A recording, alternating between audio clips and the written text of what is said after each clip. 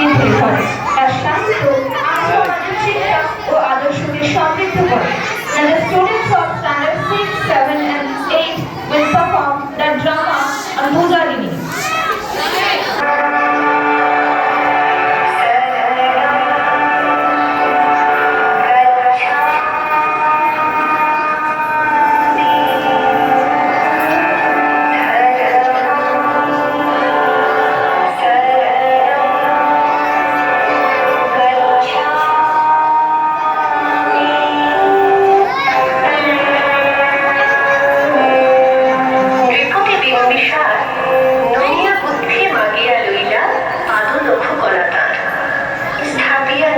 প্রাসাদ কাননে তাহারই উপরে রচিলা যতনে অতি অপরূপ শিলাময় স্তূপ শিল্প শোভার সাথ। সন্ধ্যা বেলায় সূচিবাস করি রাজবধূ রাজবালা আসিতেন ফুল সাজায় ডালায় স্তূপ পদমূলে সোনার থালায় আপনার হাতে দিতেন জানাই কনক প্রদীপ মালা। অজাত শত্রু রাজা হল যবে পিতার আসনে আসি পিতার ধর্ম শনিদের স্রোতে মুছিয়া ফেলিল রাজপুরী হতে সপিল যজ্ঞ অনল আলোতে বৌদ্ধ শাস্ত্র রাশি।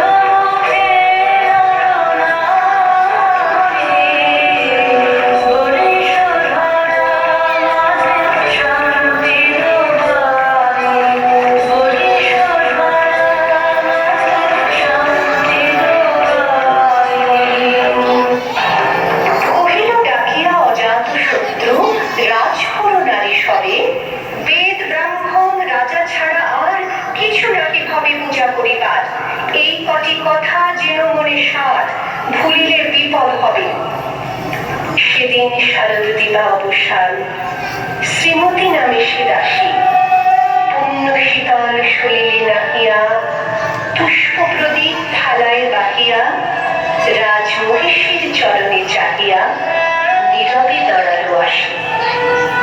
শিখরে সভয়ে মহিষী কহিলা এ কথা নাহি কি মনে অজাত শত্রু করেছে রচনা স্তূপে যে করিবে অর্ঘ্য রচনা শুলের উপরে মরিবে সে জনা অথবা পাশানে। সেথা হতে ফিরিয়ে গেল চলি ধীরে বধূ অমিতার ঘরে শঙ্খে রাখিয়া স্বর্ণ মুকুর বাঁধিতেছিল সে দীর্ঘ চিকুর আঁকিতেছিল সে যত্নে সিঁদুর সীমন্ত সীমা পরে।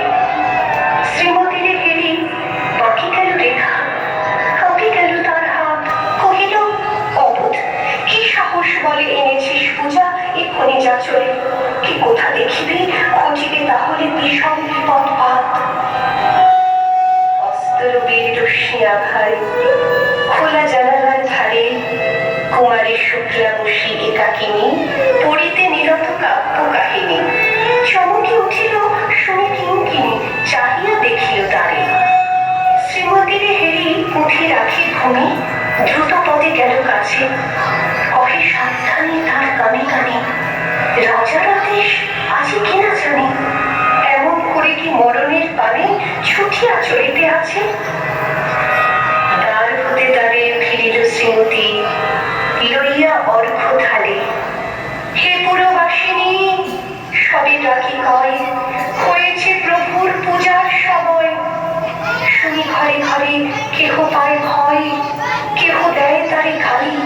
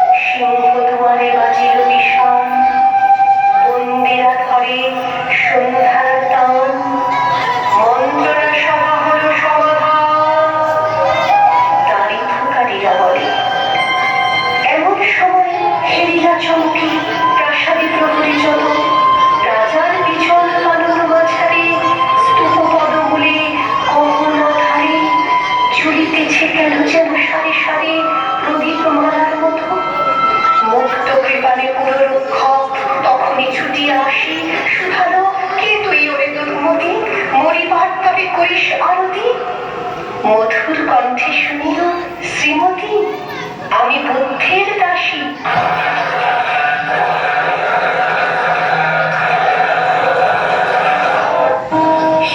শুভ্র পাষাণ ধারকে পড়িল রক্ত লেখা।